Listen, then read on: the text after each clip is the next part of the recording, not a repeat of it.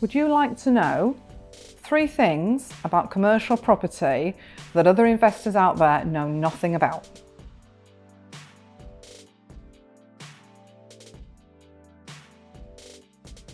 Have you thought about and do you know about capital allowances? Sounds a bit technical?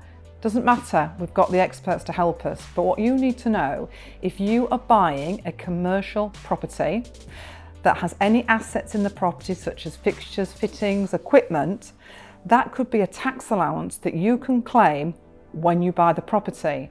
Now think about that. That could be up to tens of thousands of pounds.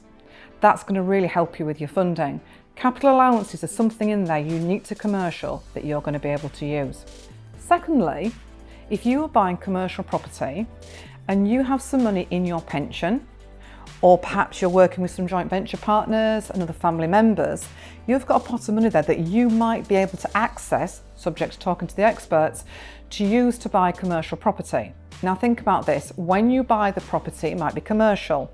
You might wish to keep it as commercial. That means you can buy it as an asset in your pension scheme, a SIP or a SAS, therefore it's asset protected. There's then possibility for the income and the rent generated to go into your pension pot, possibly tax-free. But also more creatively, at the point you buy the property, it might be commercial, so you can use that funds, but maybe you could sell part off, convert to residential. There's all sorts of possibilities there for you, which you need to learn about because you could have a pot of money and an extremely tax efficient way of doing it. The third point we're going to have a look at is something called FRI leases. Now that's the tenancy or the lease document that your tenant's going to occupy under. That stands for full repairing and insuring lease. Ultimately, that means that the tenant reimburses you the cost of repairing the property and the insurance premium, which can minimise our operating costs in some circumstances almost down to zero, shooting up our cash flow.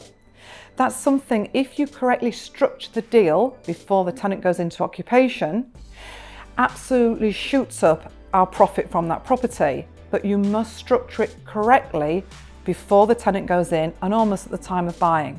So I hope you found that helpful, and that's something we can explore in more detail later.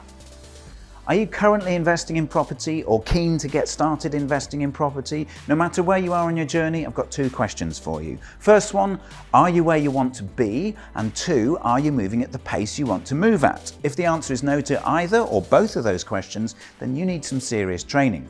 Accelerate your learning at one of Legacy Education's dynamic workshops. Click the link below and you can find out when the next one is in your area.